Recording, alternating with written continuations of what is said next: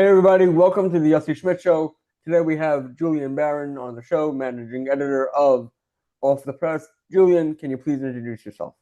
Yes, absolutely. My name is Julian Barron, and as you very astutely said, I am the managing editor of Off the Press, which is a an online social and digital news brand. It was an aggregator. Now it's more than an aggregator. It is a news brand, which we'll talk about.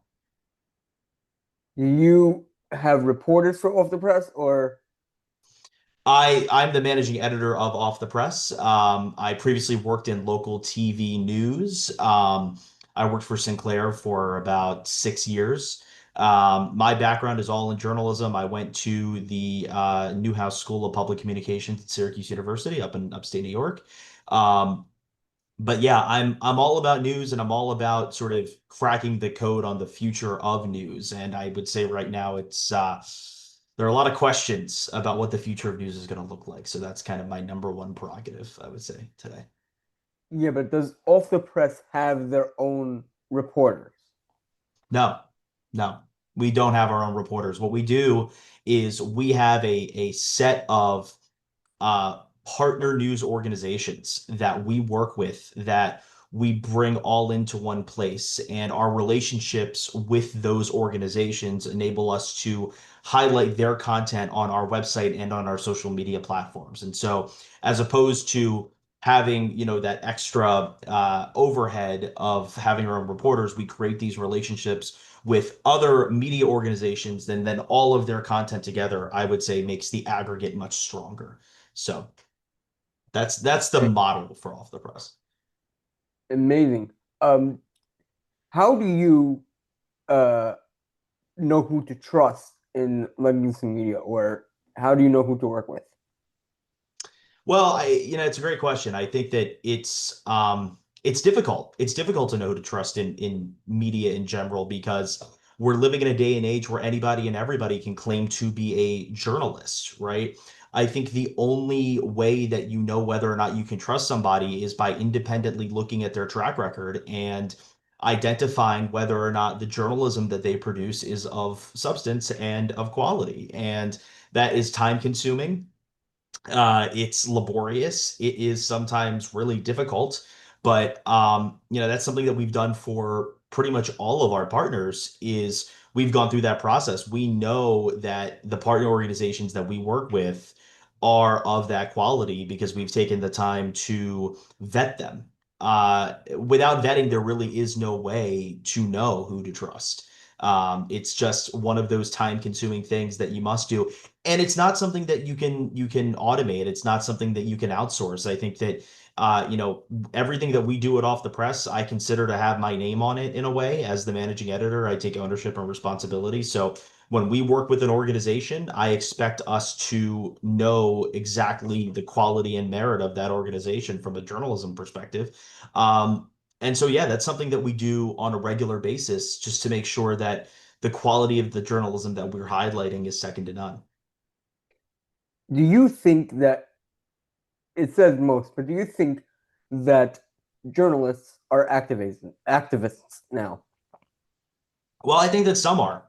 I think that there are, because of the fact that anybody can call themselves a journalist, I think what you've seen is there are a lot of individuals who are, predominantly web-based, who are activists, who they may claim that what they're doing is journalism, but it is, pushing one side or the other, or it has a clear ideological bend. And I think that there is a lot of that, and that is just kind of the result of the democratization of news. I think that, for a very long time in this country, in a given market, you'd have three or four television stations and you'd have maybe a newspaper or two, and that would pretty much be it as it pertains to your source of news. And now it's anybody and everybody. So yeah, I do think that there are journalists who are activists who claim to be journalists.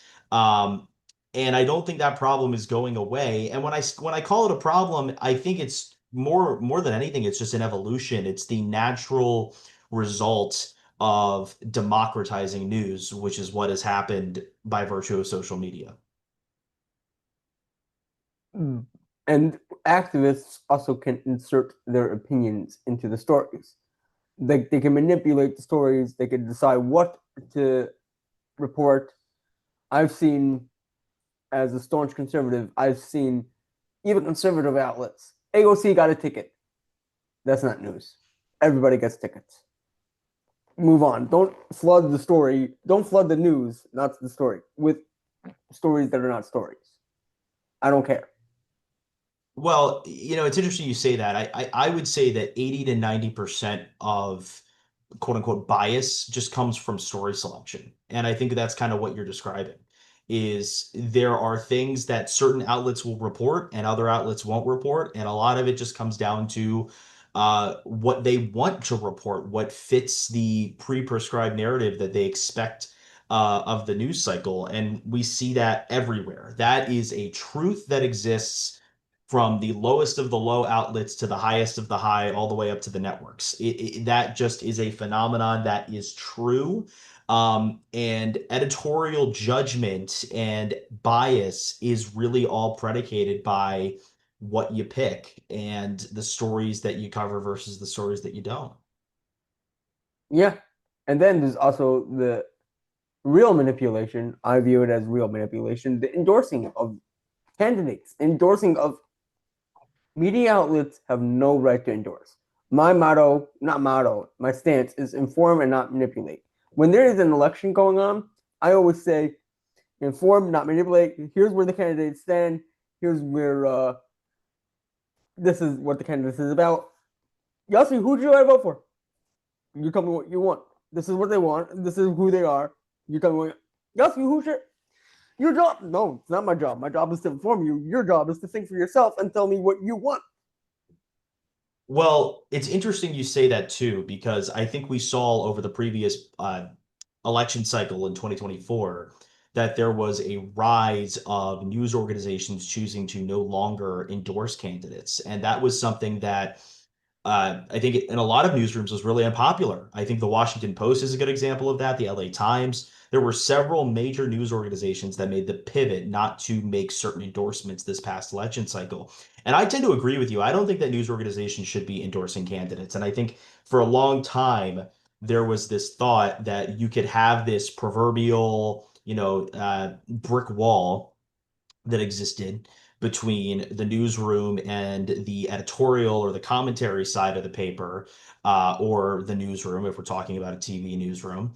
And those two could function and operate independently. I think over time, what we have learned as an industry is that by and large, people don't really care about that wall. They don't see that wall. And as much as we, as people in the news industry, may try to explain away that wall that may or may not exist, ultimately, when a news consumer is looking at a product, they don't see that difference. They see, oh, their reporters are writing about XYZ topic, and they're also endorsing Joe Biden or they're endorsing Donald Trump, right?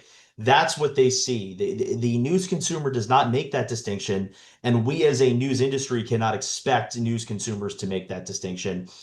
And as a result of that, we have to come to terms with the fact that it just is not smart from a trust perspective to be endorsing candidates. And I really do think that what we saw in the 2024 election cycle is indicative of that wake up, which is we now know we have a trust problem as a news industry. We have a trust problem with the American people, and it's not limited to just America, but it is especially true here. And if we're going to win back the trust of the American people, the bottom line is we cannot in any way, shape, or form show uh, some sort of political bias or agenda in the sense that we're endorsing candidates. I think people just don't want that. I think that people are turned off by that. So I agree with you. So you would not make any endorsements. You would just. Never. For a news organization under my control, I would never make any endorsements ever. I just think it's toxic. It's toxic to, um, in my view, your reputation, and it's toxic to your user. I just even if you're a predominantly conservative outlet or a predominantly liberal outlet, and you endorse a candidate on your side of the aisle, at a certain point, like, what are you accomplishing? All you're doing is ostracizing the few people on the other side that may still entertain your product. So no, in my view, it's not appropriate. It's not something that if I were calling the shots, which at Off the Press I do, that's not something we would ever do. And that's not something that I would ever do running a news organization. The other day, Tuesday, I was on a trip and I remembered that it was a election day. And every election day, I always put out a video. Reporters, do your jobs. If you see something, say something. Ever since there was claims, at least, of fraud in 2020, I always, I'm not saying there was or wasn't fraud, but I always say journalists' job is to hold everyone accountable. We can get to that in a couple of seconds, in a couple of minutes. But the point is, I've been putting out statements saying, reporters, do your job.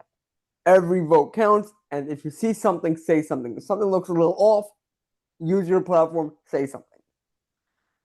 And I put one out this past Tuesday, and I said, listen, it's an election day, vote, and you know where I stand, but I am not endorsing because endorsements don't come from the thing. Don't come from media outlets. And people got all mad at me. He's a socialist. I said, that's your view. He might be a socialist, it might not. But think for yourself. If you don't want him, don't vote for him. Not my business. He's a jump in the lake. I don't care. Do your own thing. No, whatever. But yeah. And people got very mad at me that I don't endorse. But I don't endorse. It's I think it's one of those things where you're always going to hear from people on your, and when I say your, not you specifically, but you're always going to hear from people on your quote unquote side of the aisle at moments like that, and they're always going to be frustrated that you're not doing more to help XYZ candidate, right? And it's just never, there's never going to be any winning. I always like to say, if you try to make everyone happy, you're going to make nobody happy. And I think that this is a perfect example of that, right? Nobody at large, right? You're not going to have the majority of people happy with you if you're endorsing candidates. You may not have the majority of people happy with you if you're not endorsing candidates. I look at it less from a perspective, and it seems like you do too, of, oh, I'm trying to make people happy that are commenting on my social media. And I look at it from the perspective of, how do I get people to trust the content that I'm putting out? How do I get people to feel faith in the journalism that I'm doing and the journalism that I'm featuring? And that to me is the larger point, which is, yeah, you could have dozens of people maybe upset that you don't endorse a political candidate, but if that's what it costs to get hundreds or thousands, or in some cases millions of people reading your content, that's a very fair price to pay. Yep. So I view, like I just said with my election day video, that journalist's job is to hold everyone accountable. You see something, say something. And that's actually the motto of what is now the digital free press. It used to be T1 Quarter, but it's the digital free press. And people always say, what do you mean hold everyone accountable? Who's going to hold you accountable? My response is the readers. I mean, my fans. If I do something that I always say I'm not going to do, if I joke around about endorsing, which we just finished saying I don't do, but then hold me accountable. If I post something that goes against my standards, hold me accountable.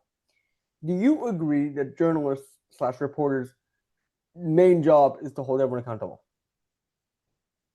I think that the primary job of reporters and journalists is to report fact. And I think that a lot of times reporting fact goes hand in hand with holding people accountable, because the bottom line is you're always going to have some section, some area of the population that is not happy with a certain set of facts. And I think that is just a naturally occurring example of holding people accountable.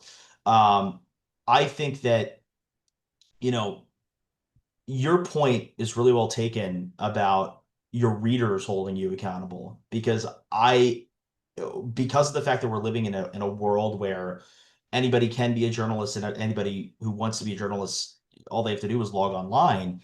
Um, Ultimately, the readership, the viewership is going to be the determining factor as to whether or not you're successful. And I think that that level of accountability makes sense. And that is why it's so important to maintain credibility with your audiences. But I do agree with you that the primary job of a journalist is to report fact, which I think is the same thing as holding people accountable and holding institutions of power accountable, because at the end of the day, sometimes those facts are not popular with institutions of power. Right. Is it fair to say that the mainstream media doesn't really hold everyone accountable? I think there are instances where the mainstream media definitely does not hold people accountable. I think that you've seen it sort of alternate depending on who's in the White House, who has control of Congress. I think that there is a clear, at least in my view, lack of interest in questioning certain actions by certain political figures and certain politicians based off of their political affiliation. I think that the most obvious example of this in recent years has been the mental acuity issue as it pertains to President Biden. And now you're seeing that really start to permeate among mainstream media. I mean, you have Jake Tapper, who I would say is probably one of the leading fixtures of that mainstream media that we're talking about, and coming out and saying, guys, we screwed up. He's coming out and being brutally honest about that, which I think he should be commended for. But the reality is, at least in my view, if President Trump were in office at that point in time and was exhibiting those kinds of behaviors, it would have been a very different story as pertains to the mainstream media's treatment of the president. That's my view. I would even go as far as to say that Jake should not be commended because he was part of the issue and he laughed it off when people asked him about it. But that's not the topic of this conversation. Um, yeah. Um, how does off the press curate what's important? How do you know what is news, what isn't news? This is going back to an earlier conversation where earlier part of the conversation where I said sometimes the media floods things that are not news into news. Well, I like to say that we take an audience first approach. So what we're always foremost focused on is what is the content that our readers going to find very interesting, and what is the content that our readers slash viewers, yeah, you could call them, you can use those terms interchangeably. What type of content are they going to be most likely to interact with? And you have to really walk that tightrope between finding the content that is most journalistically important and honest, and then the other side of that, which is what do people find the most interesting? So those are the two things that we take into account every single day. And I think, like a good example of this, the other day, Representative Al Green from Texas, he introduced a motion to try to begin impeachment proceedings against President Trump, right? I think you could pretty much say from the get-go that's something that would probably fail. I think everybody knew that that was going to fail in a Republican-led House. Um, but it is a piece of news that we know that our readers are going to find interesting. And it is a piece of news that people are going to talk about. So we don't write it off just because we know that it may not actually come to fruition. It's still a critical piece of news that people want to know and that people will engage with. So again, it's balancing those two things. It's balancing public interest with uh, importance in terms of our editorial judgment. And I think one of the mistakes sometimes that certain news outlets make is that they don't take into account what the audience is going to find interesting enough, and ultimately what that leads to is nobody being really interested in their content. So it's a absolutely a balancing act. It's a tightrope that has to be walked, but it is something that we do every single day. And what can readers, listeners, viewers do today to detox from manipulated news? Oh, detoxing from manipulated news. That's tough. Well, the first thing that I would say is if you truly want to detox from manipulated news, uh, you should probably, the first thing you should do is probably spend less time on social media, because there is absolutely no filtration system for news on social media. So if you're worried about manipulated news, you should probably cut down on the amount of time that you spend just aimlessly scrolling social media. I think that the best thing to do is what we talked about at the onset of this call or interview, I should say. Um, I talked about how we at Off the Press have to make assessments about the credibility of um, news organizations that we partner with. I think every individual has to do that too. Every individual has to make an assessment as to what are the news organizations that I turn to that I trust. And if you truly want to detox from manipulated media in your judgment, because remember, you get a person A and person B, and person A could say something's manipulated media, and person B could say it's not, right? So you have to make that individual judgment on your own as to whether or not what you're interacting with is manipulated media, and you have to create a certain set of outlets that you trust. Um, that's not easy, and that certainly takes time. Obviously, my hope would be that Off the Press would be one that would be chosen if you were making that assessment. We strive to be front and center for something like that. But the fact of the matter is, everybody has to make that judgment, and everybody has a different view of what non-manipulation and unbiased media looks like. And frankly, there is no one size fits all answer to that question. It's something that everybody has to decide on their own. But if people feel like they're getting an overdose of manipulated media, I would bet 9 times out of 10 that's because they're sitting on their phone scrolling X and seeing everything that's fed to them as opposed to a subset of content that is from trusted outlets that they've predetermined. And one more question before we close off this interview. Where do you see the future of news heading in 5 years? That is such a good question. And I kid you not, I spend 90% of my time focused on that question. Okay. The future of news, and this is going to be a little bit antithetical to what I just said, but bear with me here, is social media. And the reason for that is because social media is where people are turning to for all content. Okay.